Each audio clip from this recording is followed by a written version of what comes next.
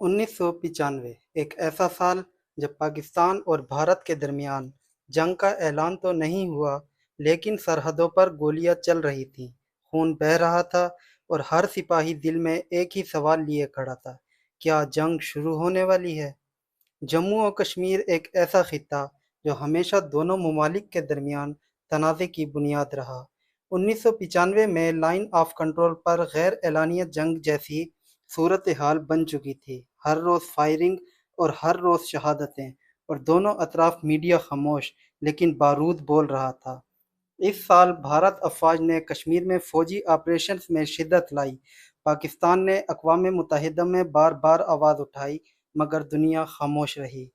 दोनों ममालिक की खुफिया एजेंसी भी रा और ISI खामोशी से एक दूसरे के खिलाफ सरगर्म थीं। ये एक खुफिया जंग थी। कोई तोपें लेकर नहीं निकला, कोई टैंक सरहद अबूर नहीं कर रहे थे, लेकिन सरहद के दोनों तरफ सिपाही मारे जा रहे थे, माँ की गोदें उजड़ रही थीं। 1995 का साल हमें यह सिखाता है कि जंग सिर्फ गोलियों से नहीं, कभी कभार खामोशी भी एक जंग होती है, जहाँ दुश्मन नज़र नहीं आता लेकिन लाशें फिर भी गिर रही होती हैं। क्या हम इस खामोश जंग को रोक सकते थे? क्या दोनों ममालिक के दरमियान मुज़ाकरात हो सकते थे, या ये सब कुछ सिर्फ एक बड़े तूफान की तैयारी थी जो 1999 में करगिल की सूरत हाल में फटा? ये थी 1995 की खामोश जंग की दास्तान। एक ऐसी जंग जिसे तारीख ने तो शायद जंग नहीं माना, मगर शहीद होने वालों के घर वालों के लिए ये एक मुकम्मल जंग थी।